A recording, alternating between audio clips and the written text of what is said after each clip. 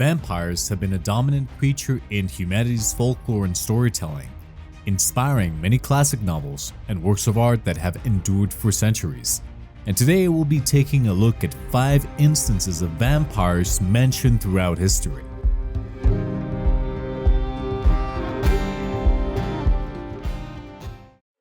When we hear the word vampire, probably the first thing that comes to mind is the famous Count Dracula. This is a classic novel by Bram Stoker that covers the events surrounding a vampire living in Romania that makes the journey all the way to England with the intention of establishing multiple layers and spreading vampirism. But there are many vampire stories based on real-life events or people. In this video, we'll get into 5 supposed cases of real vampires that appeared throughout history. Back in the 1700s, Europe was under a mass hysteria surrounding vampires. People were genuinely scared that vampires would rise from the grave to feed on them or their loved ones. This later came to be known as the 18th century vampire controversy. The first case we have is from 1725. In Serbia, a farmer named Petar Baglojevic died, and while that was surely tragic for his family, the real issue was that he didn't stay dead. Reports emerged that he returned from the grave 3 days later, appearing to his son and asking for food. Initially, the son went along with this and gave him food, but when Petar returned the following night for more food, the son refused him. The next morning, the son was found dead under mysterious circumstances. Following these events, 9 additional villagers died within a short period of time. Before their deaths, these individuals reported feeling unusually fatigued and exhibited symptoms resembling blood loss. To make matters more alarming, many claimed to have dreamed of Peter visiting them. Alarmed, the local priest wrote to the magistrate, who sent word to the nearby commander of imperial troops. The commander, along with 2 officers and an executioner, arrived quickly and dug up the bodies of everyone who had died. When they dug up Petar's body, officials were reportedly shocked to find it well preserved with blood around his mouth. This discovery led them to conclude that he was indeed a vampire. After this, they drove a stake through his heart and burned his body to ashes. Additionally, they reburied the bodies of his victims with garlic and whitethorn to prevent any further cases of vampirism. Whether that worked or not is really anyone's guess. Our second account involves Arnar Pauli, a Serbian Hajduk whose death in the village of Mediva around 1726 sparked a significant outbreak of alleged vampirism. Just to explain the context here, the Hajduks were soldiers who fought against the invasion of Ottomans and later the Austro-Hungarian Empire, similar to the partisans in Italy who fought against the occupying forces of Nazi Germany and the fascist Italian Social Republic. Arnar Pauli had previously claimed to have been tormented by a vampire while living in a Turkish-controlled area. He believed that he had cured himself by consuming soil from the vampire's grave and smearing himself with its blood. However, after breaking his neck in a fall from a hay wagon, his death led to alarming reports from villagers. Within weeks of Pauli's death, several villagers reported being attacked by him during the night. They described feeling an oppressive weight on their chests and claimed to have seen Pauli's ghostly figure. The local population became convinced that he had indeed returned as a vampire, leading to absolute mayhem. The situation escalated to the point where local authorities were compelled to act. The Austrian military commander at the time ordered an investigation into the mysterious deaths. He summoned the Imperial Contagious Medicus Glasser to examine the situation and assess whether there was an infectious disease at play.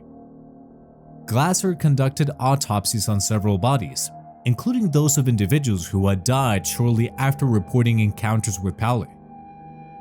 The villagers insisted that these deaths were the cause of vampirism. In response to their fears and demands for action, authorities proceeded to exhume Paulus's body.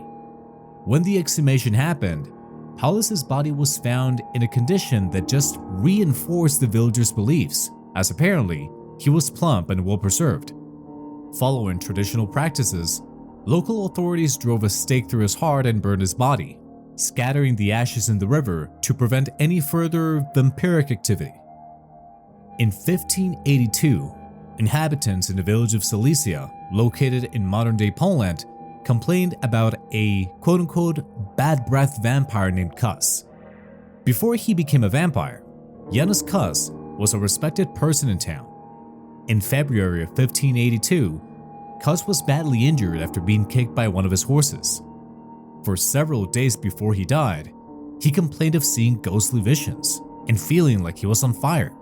A witness said that right before Kus died, a black cat entered the room and jumped on his bed. Because of his high status, Kus was buried near the altar of the local church. But just a few days later, people started reporting visits from Kus. They described a horrible smell and a freezing cold breath. The visits continued until late July, when the villagers decided to dig up Kus's coffin and deal with his body. When they opened the coffin, they found that his skin was soft, his joints could move, and when they cut his leg, fresh blood flowed out like he was alive.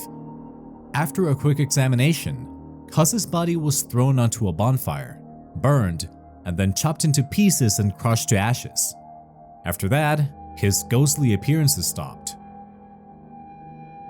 Our next account takes us to the island of Great Britain with the Phantom of Croglan Grange, and it is one of the most famous vampire stories in Britain.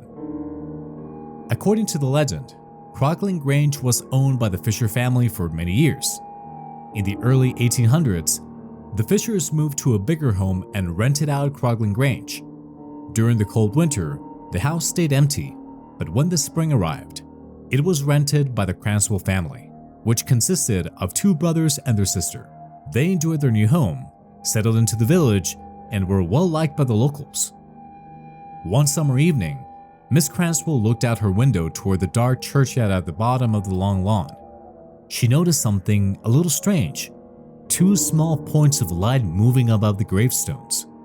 These lights floated closer, over the shadows of the wall and toward the lawn. Feeling uneasy, Miss Cranswell shut the window, locked the door, and went to bed. Just as she was about to fall asleep, she heard a rustling sound outside. She sat up and saw the same two lights again. These lights that she was seeing were the glowing red eyes of a vampire. Terrified, she tried to scream, but she couldn't. She was paralyzed with fear. The vampire came to her bed, grabbed her hair, and pulled her head back as if to kiss her. Her brothers, sleeping in the other rooms, were woken by her screams. They rushed to their sister's room but found the door locked. Desperate, they broke it down and found a very disturbing scene. The air smelled rotten, and Miss Cranswell lay on the bed with blood pouring from her neck. One of the brothers ran to the window and saw a shadowy figure fleeing toward the churchyard. At this point, they assisted their sister, immediately trying to save her and control the bleeding, and they did eventually manage to stop the bleeding and save their sister's life. Once their sister was strong enough to travel, they took her to Switzerland to recover in the fresh mountain air. After hearing the full story, the brothers swore to get revenge on the creature. So, the Cranswells returned to Croglan Grange on a dark winter day. Miss Cranswell took her place in the same room overlooking the churchyard. As the moon rose, the two bright lights appeared again in the shadows. A figure of a man approached the window and began picking at the glass to enter the room. This time, however, the brothers were waiting in the shadows to surprise the creature. As soon as the figure stepped into the room, they both fired at the creature. It let out a loud howl and fled back toward the graveyard. They wanted to make sure the creature was dead, but it was pitch black outside, so they were at a disadvantage. Considering this, they decided to be safe and wait until daylight. The next morning, they made sure their sister was safe and gathered their villagers to help. They searched the graveyard for any signs but found none, so they returned their attention to the church. Inside, they found a disturbing scene: broken coffins and scattered human bones all over the crypt. Only one coffin remained untouched in the corner, and the villagers pried open the lid and found what looked like a vampire dressed in moldy clothes. Though its eyes were cold and lifeless in the daylight, A fresh bullet wound was visible on its leg. The villagers dragged the coffin and its contents out to the churchyard and burnt everything to ashes. No one knows where the strange creature came from or why it had stayed hidden during the years the Fishers lived there. It's believed that during a time of neglect, an ancient horror was awakened, and it wouldn't rest once the house was reoccupied. And of course, it wouldn't be appropriate to make a video about vampires without mentioning an account from Romania. Born in 1560, Elizabeth Bathory had everything in life going for her. She had beauty, wealth, a great education, and a high social status as part of the powerful Bathory family, who ruled Transylvania as an independent state within Hungary. At 11 or 12, she was engaged to Ferenc Nadasdy, but a year or two later, she had a baby with a lower-class lover. It's said that Nadasdy had the lover castrated and torn apart by dogs. The child was hidden away, and Elizabeth married Nadasdy in 1575 when she was only 14 years old. Because she ranked higher socially than her husband, she kept her family name, Bathory, and Nadasdy added it to his own. The couple lived in Nadasdy's castle in Hungary, but since he was a soldier, he was often away. The absence of her husband led Elizabeth to having several lovers and bore 4 children. Over time, rumors spread about her cruel behavior. It was said she enjoyed torturing and killing young girls, starting with servants and peasant girls, but later including girls from noble families sent to her to learn proper manners. She believed that drinking and bathing in the blood of these girls would keep her young and beautiful. Bathory was arrested on December 27, 1610. She was not put on trial in the traditional sense. Instead, her accomplices were tried while she remained largely silent throughout the proceedings. Witnesses described her terrible actions, stabbing her victims, biting their hands, faces, and arms, cutting them with scissors, sticking needles in their lips, or burning them with hot irons. Some girls were beaten to death, while others were starved. A minister finally reported her crimes to Hungarian authorities, leading to an investigation in 1610. In 1614, Bathory was sentenced to life imprisonment rather than execution. She was confined to a small room in her castle, where she lived until her death later that year. Do you guys know any other historical accounts of vampirism? If you do, comment below. Thank you so much for joining me for today's tale. If you had fun or learned anything, support your local bard by either liking the video, subscribing to the channel, or sharing this video with someone else. It's a small button for you, and a gigantic leap for my channel. Until the next tale, farewell, and may the gods smile upon you.